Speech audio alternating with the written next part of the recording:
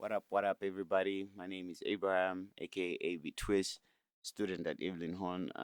In this video, I'll basically be talking about digital music system. I've been given an exam where I explain certain processes. As an assistant doing my internship, I have been asked by the recording mixing engineer to prepare a song, recorded tracks for mixing.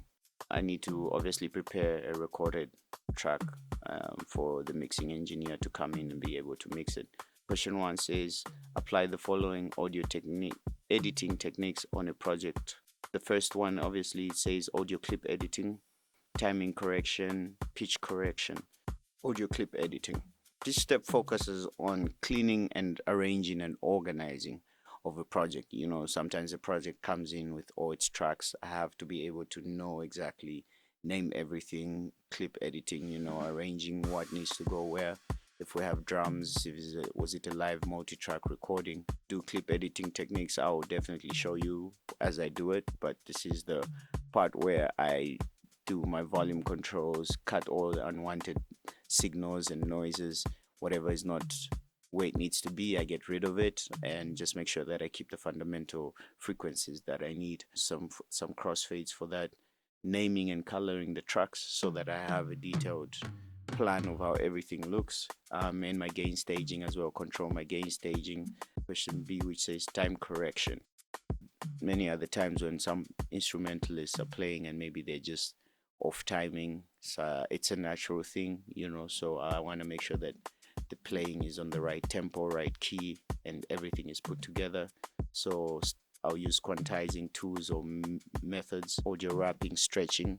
That'll be also something that I'll look at, where I can stretch an audio in order for it to fit a bar. And there's also manual nagging, where I can actually just cut and manually move things so that I use my ear as well and then understanding. Question C will be my pitch control, which is fixing all the harmonic instruments.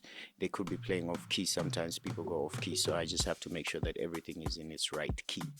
Plugins such as auto tune, setting a scale, adjusting the speed, the rare tune. These are functions that I will probably need to use in my pitch correction. Sometimes you don't even need to do pitch correction, it just depends on the project itself. Question 2, it says mixing techniques. For the mixing techniques, I'll look at tonal processing. This is like shaping the frequency balances, with my EQs, my DSs, my compression, so that I have now I'm shaping somehow my sound. If it's a guitar, am I adding a low cut, high cut, instruments. So EQ will demonstrate what frequencies I want. The surgical EQ for noise, and also pan. This becomes now a dynamic range.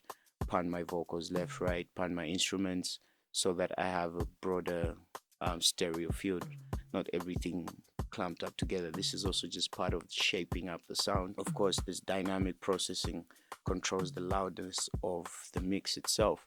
How well is your mix, from your vocals to your instruments to your low instruments like your bass, your kick. How am I putting everything together dynamically?